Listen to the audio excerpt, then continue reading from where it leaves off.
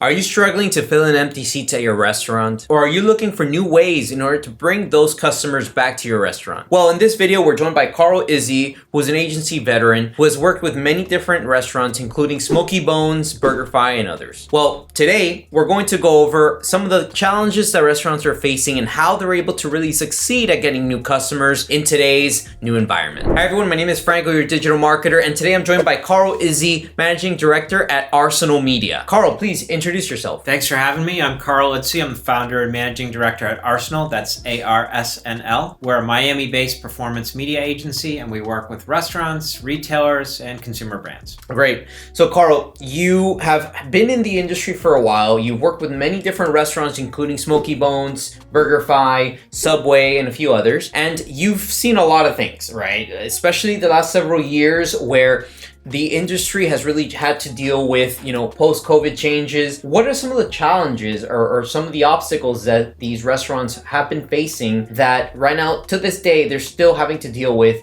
that, we have solutions for? So the first is really digital transformation. COVID obviously brought in this era of taking out food to go since none of us could go into restaurants, but that really set consumers on a very different path. And today, 40% of US restaurant sales are takeout. And so we've seen this massive growth in takeout sales, 300% faster since 2014 than dine-in restaurant sales. So restaurants, a lot of people I know got into the restaurant business to serve guests and create a great guest experience in restaurant. Today that really means creating a great guest experience for people that want to order on an online platform or order online to come and pick up and take out or eat in the restaurants as well. A lot of restaurants are dealing with the need to be very digitally savvy companies. And when you put it into perspective, those people who have had to really focus on the dining experience, they can't neglect online, because neglecting online might be neglecting 40% of potential customers? That's correct. That's a big amount. So I think the second change that I think a lot of restaurants are dealing with is changing demographics. Boomers have traditionally been the major cohort in the United States with the most disposable income. And for businesses like restaurants, they've been a core constituency. They still are, but that's changing as millennials and Gen Z comes into the picture. Those audiences are very different. They're very socially and digitally inclined in terms of how they interact with brands, where they're consuming messaging, where they're receiving advertising. And they also have different perceptions of what the guest experience should be. They're looking for sustainability in restaurant operations and brands that share their values. And they're looking for things like healthy items on menus or larger menus so that they can come in with friends and everybody can have something that they like on the menu. And so we're looking at our restaurants and talking to our restaurant partners about the need to really understand that there's more than one audience, and effectively marketing to them means understanding that and reflecting. So we're working with our restaurant partners to make sure that everyone's on the same page, that there's more than one audience, and effective marketing means dealing with each one differently. And that's extremely important, because if you're a restaurant owner and your restaurant mainly caters to boomers, well, over time, you're going to have to start maybe targeting that millennial demographic, because that's going to be the next group of people who will be your potential candidates, right? So it's important to have those different, I would say, audiences and know who it is that you need to reach, because you need to reach them differently. Of course. So the third thing we're seeing is the major industry headwind is margin pressure. And restaurants have always dealt with margin issues. It's never been a business with a huge wide margins. But recently, as we all know, food costs have been increasing, and that's put a lot of pressure on the supply side. On the demand side, consumers are really focused on value. So they've been conditioned, because of how we operate in the United States and the retail environment, to look for a deal, whether that's buy one, get one, or all you can eat, or any other type of promotions. Promotions are hard and fast in the restaurant business. And together, those trends put a lot of pressure on restaurants to solve for margin problems and to also make sure that in order to keep a healthy bottom line, they keep costs down. Marketing is a big expense for a restaurant, and it means being very judicious with how restaurant dollars are placed. Yeah, and of course, we're living in a world right now where inflation is at an all-time high, or it's gotten a little better, but it's still high. And of course, if you're a restaurant and you need to pass on some costs to the end consumer, of course you're a little worried about what might happen once you do. So Carl, we've gone over a few things, how it's important for restaurants to really focus on digital transformation that is now extremely important. We've also focused on how businesses need to really keep in mind that the audience has been changing, that the demographics are different now than versus 10 years ago. And last but not least, how it's extremely important that we keep an eye on how we can really navigate these increased cost pressures. So taking these things into consideration, what are some solutions that you've seen some of your restaurant brands that you're working with really succeed with? So our most successful restaurant clients continue to invest in marketing, but the stakes have gone up and the bar is much higher in terms of really demanding return on investment. So every one of our clients today is looking for a 3 or 4 times return on marketing dollars invested. For every dollar they put in, they're looking to understand what's coming out, and they and we are being very fastidious about how to measure. Gone are the days where restaurants would place an ad in a local newspaper or maybe a billboard signage and hope that things work. Today, with the digital and social media background we have today most of the marketing that we do is measured media marketing, meaning that we understand when a user has interacted with an ad and has gone ahead to take an action, whether that's gone and ordered something online or come into the restaurant. And we're using mobile location data to make sure that we're attributing that visit in the restaurant back to the advertisement that may have played a role in driving that visit, if that's the case. Mm-hmm. And that's, I would say, one of the most important aspects of effective marketing, right? Knowing what you're getting for what you're spending. Because if you're just spending money and at the end of the day, you don't know how well it did in terms of, the money is coming in, your revenue and your profits, then you really, how can that business be sustainable, right? And I know a lot of companies, not just in restaurants, but in other industries, they're going out of business because they're spending too much money at acquiring new customers and never really focusing on what is bringing in their profitable sales. So great point. So the second thing we see our most successful restaurant partners doing is using data to make sure they're targeting the right audiences as those audiences change. On one hand, we get data from loyalty programs and restaurant partner CRM programs, so we really know and are able to segment who are our best customers and who are those that might have lapsed a little bit since their last visit and need a push to come and visit us. That data is also really useful for underpinning advertising campaigns because it allows us to find more customers that look and act like the customers we already have. The second set of data is really from third-party platforms like Placer AI and Foursquare, which provide mobile location data. And that data allows us to have a very good look at who's in the travel area of each of the restaurants we're marketing for. So we know what zip codes our customers live in, where they're most likely to commute from when they come to the restaurant, how often they're coming to our restaurant, whether they're going to competitive restaurants and how often, and what's the general makeup of the audience within, let's say, a 5-mile radius of a restaurant. And we're using this to make much better decisions about where to allocate dollars. It's not useful to allocate dollars to zip codes that never give us any good customers.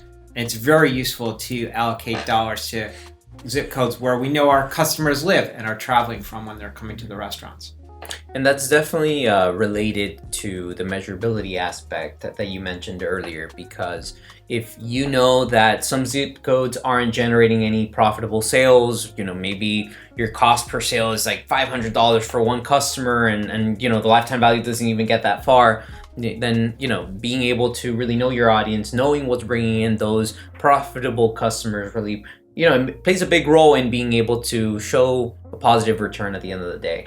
Absolutely, and we're using this data to target various segments, including boomers, millennials, and Gen Zs, and making sure that we're targeting them in the places where we can most successfully find them. Thirdly, it's really become a primary consideration for our restaurant partners and us to make sure that we know what we want consumers to do. There are so many ways that consumers can interact with a restaurant brand today. And the actions that we ask them to take, we need to be certain that those align to business objectives, whether that's asking somebody to go online and place an order, or visit us in the restaurant, or join our loyalty program, or download our app. Those are all things that are part of the marketing mix. It's very important for restaurateurs to understand what value those each play to the enterprise. In many cases, getting someone to download an app if you're a fast casual restaurant or a casual chain restaurant is more valuable than pushing that user to make an order online today. Once you have an app installed, it's a much lower cost to reach that user without using paid advertising dollars over time. You have much more granular information about that user's behavior. And a lot of times that app and your loyalty program go hand in hand in terms of delivering loyalty to the brand and frequency of orders once that app's on the phone. And it makes perfect sense. And I'm sure you subscribe to several different maybe loyalty programs that you buy from, right? That incentivize you to come back. I know that part of the reason why I go to Chipotle a lot, why I go to Starbucks, is because as I'm able to, continuously go to them, they're able to reward me back with additional perks here and there. And it really brings it back again to the measurability aspect, right? In that if you're able to bring customers back with the right tools and really the right strategy, you're going to be able to extend that customer lifetime value, and you're going to be able to get more money at the end of the day. Absolutely. Loyalty is fundamental in the restaurant business right now. Consumers expect to be in points-based or other loyalty programs, and they're increasingly using that as the decision for whether they go and visit a location. Finally, our most successful restaurant partners are really embracing the idea that food culture lives online. So traditional approaches to advertising today, even digital approaches, need to be accompanied by strong social media presence and using influencers as part of the marketing mix. And to add to that, nowadays, social media is really a discovery tool, right? Before, you would be interested in eating something, you would go directly to Google. But nowadays, you're interested in eating something, you might be looking at, what this influencer might say are the top 10 places to check out for the best pizza in Miami. And nowadays, social media is one of those tools that really allows you to show the value that you're providing the consumer. If people are able to see a high-end production that shows the most amazing dish, there's more value in that than maybe just a still photo that someone might be able to share just by bringing out their phone. So yeah, social media is so influential nowadays that if you're not really focused on social media, you might be losing out on a bit of business. That's right. So Carl, today we went over a few of the challenges that restaurants face, including digital transformation, how many businesses in the restaurant world need to adopt digital, but they have not been able to do so at the right rate, right? They still need to do that. Furthermore, they need to be able to work on really handling these new demographics, right? If before they were focused on one demographic, well, over time, those demographics or the makeup of the demographics you serve change. So they need to be able to adapt to that. And third, the increased cost pressures, right? Everything's more expensive nowadays. So you need to be able to be smart about how you're spending your money. Otherwise, you're going to just, you're going to be in the red. You're going to be bleeding cash. And you also provided some solutions that restaurants are able to really act on in order to be able to succeed with their business, including measuring, right? You want to be able to measure your efforts. You want to be able to double down on what it is that's working. That way you can really scale your business, scale your sales, and see more profits down the road. You also mentioned how it's important to be able to know who you're targeting, who your audience is, because if you're reaching the wrong person that will never go to your business, those are marketing dollars that could have been better spent elsewhere. Third, you also mentioned how it's extremely important to be able to give the audience the right call to action, right? You want them to take an action that's going to bring you sales. You want to, if you already have the resources to create an app, you want people to engage with that app because that app will increase your customer lifetime value, right? So there's like steps to that, right? You want to make sure that you're focusing on those more effective revenue generating strategies versus the others. And last, you mentioned how it's extremely important that you adopt social media in order to really benefit from how food culture happens on Instagram, how it happens on Facebook, how it happens on TikTok. That's where people are going to be able to really find your business, because that's where most of our attention is throughout the day. I'm sure you open up Instagram several times a day. I know I do. So Carl, thank you very much for sharing these tips, these challenges, these resolutions. And Carl, is there anything you'd like to add before we end this video? Just thank you for having me, and I'm looking forward to the next video on social media and influencers. There you go. And if you're interested in speaking to Carl about how he can help you grow your restaurant business, make sure you click on the link below. That way you're able to get in touch with him. And if you want to learn more about lead generation and marketing, I highly recommend you subscribe to this channel. And if you want to learn about how you can really follow up with those prospects that you have worked hard to get, make sure you click on this video to be able to follow up with leads like a pro. Thank you very much. See you in the next one.